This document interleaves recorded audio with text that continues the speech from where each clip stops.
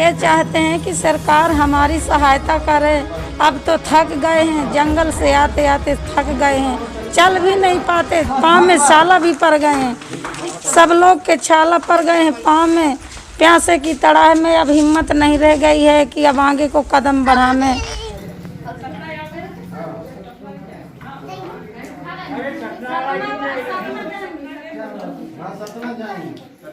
10 तारीख को और ट्रेन के पटरी जाते हैं, उसमें भी परेशानी है। जंगल आए हैं, बहुत घनघोर जंगल से आए हैं। कहीं बाघ भी मिलते हैं, कहीं चीतड़ा जानवर मिलते हैं। बच्चे लोगों को बचा करके और चले आते हैं। कहीं पानी मिलता है, नहीं मिलता है। धूप में बच्चे लोग ये सब पाए में चलते हैं। पटरी से पुलिस देख लेती है तो नीचे भगा देती है। और कहाँ जंगल में छिप के और सब हम लोग ही आ रहे हैं। इतने भूख प्यास सब सह के, कहीं भूख पानी नहीं मिलता, खाना नहीं मिलता, कहीं मिलता है सहयोग करते हैं।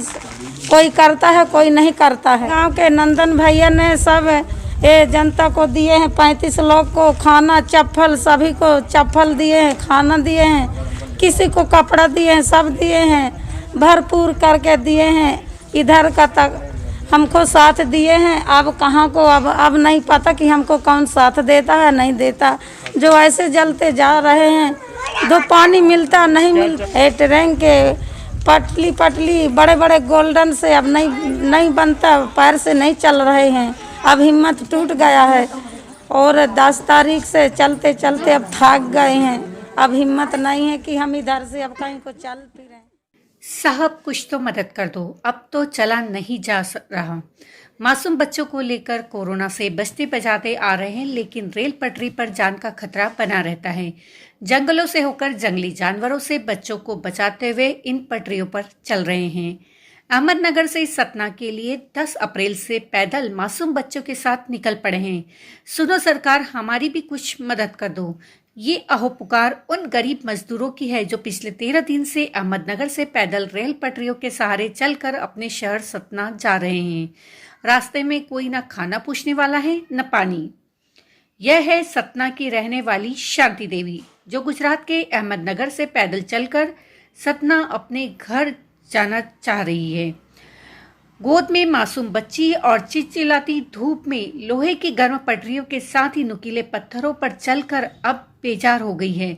शांति देवी की बात सुनकर आपकी आंखें भी भर आएगी। 600 किलोमीटर दूर पैदल चलकर भूख प्यास से लड़ते हुए किसी तरह यह खंडवा के पास ग्राम बड़गांव गुजर तक तो आ गए, लेकिन आगे का सफर कैसे तय करेंगे इसका कोई ठिकाना नहीं। जब ये लोग गांव में पहुंचे तो यहाँ के लोगों ने इन्हें खाना खिलाया और पहनने के लिए चप्पल दी। अपना दर्द बताते हुए दोनों ने सरकार से गुजारिश की, अब तो हमारी मदद करवा दो साहब। कैसे पिछले 13 दिनों से पैदल चलकर उन्होंने ये सफर तय किया, खुद ही सुनिए इनकी जुबानी हकीकत। शांति देवी के अलावा रमेश के भी यही हाल है। एक मासूम बच्ची सरस्वती को कंधे पर बैठाकर पिता ने एक झोला बगल में लटका रखा है। रमेश जब अपना दर्द बयान करते हैं तो दिल भी पसीज जाता है। वो बताते हैं रेलवे ट्रैक से इसलिए निकले कि सड़क से निकलने नहीं दिया जा रहा। महाराष्ट्र सरकार ने शक्ति से सड़क मार्ग आने जाने के लिए बंद किया हुआ है। पहले जंगल फिर रेलवे ट्रैक तक पहुंचे। वैसे तो अहमदनगर और खंडवा के रेलवे ट्रैक की दूरी करीब 462 किलोमीटर है, लेकिन शहर से जंगल और जंगल से रेल ट्रैक ये लोग अभी तक करीब 600 किलोमीटर पैदल चल चुके हैं और सतना तक पहुंचने के लिए इससे अधिक चलना होगा। शांति देवी और रमेश के साथ लगभग 35 लोग हैं जो अपने घर जाने के लिए इस तरह पैदल ही निकल पड़े हैं। इन बेसहारा मजदूरों को रेलवे ट्रैक पर जाता देख गांव वाले इनकी मदद के लिए आगे आए। सभी को ट्रैक से बुलाकर उन्हें सैनिटाइज करवाया गया। पैदल चलकर जिनके चप्पल टूट गए थे उन्हें घर से चप्पल दिए ताकि उनके पैरों को इस तपती धूप से बचाया जा सके। इन लोगों के साथ कुछ मासूम बच्चे भी थे, उन्हें भी ग्रामीणों ने अपने बच्चों के कपड़े और जूते तक दे दिए।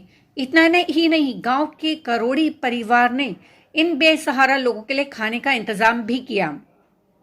लेकिन सवाल यह है कि आखिर कब तक इन लोगों को जैसे लोगों को यूं ही पैदल सफर तय करना पड़ेगा। सरकार इनके लिए क्या इंतजाम कर रही है?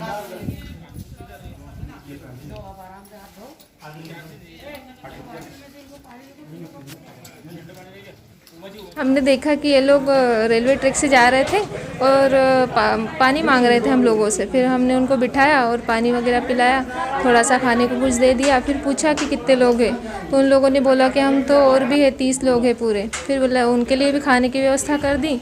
बच्चों के पैरों में देखे तो चप्पल नहीं थे, तो घर से जिन लोगों के चप्पल थे वो दे दिए, बाकी बड़े लोगों के पास भी नहीं थे।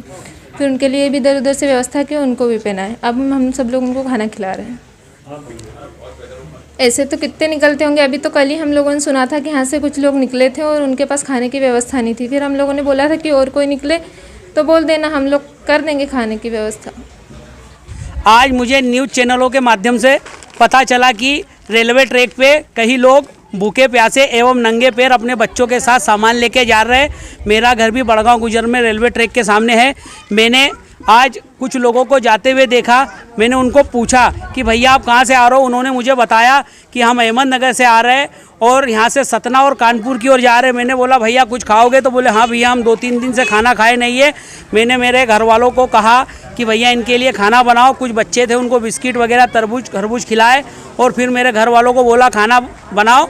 जब लोगों ने ये देखा तो मेरे आस पड़ोस वालों ने भी मुझे बोला कि भैया हम भी कुछ हमारे घर में बना ले। मैंने कहा हाँ, तो उन्होंने भी उनके घर से खाना बनाया एवं सबको हमने खाना खिलाया।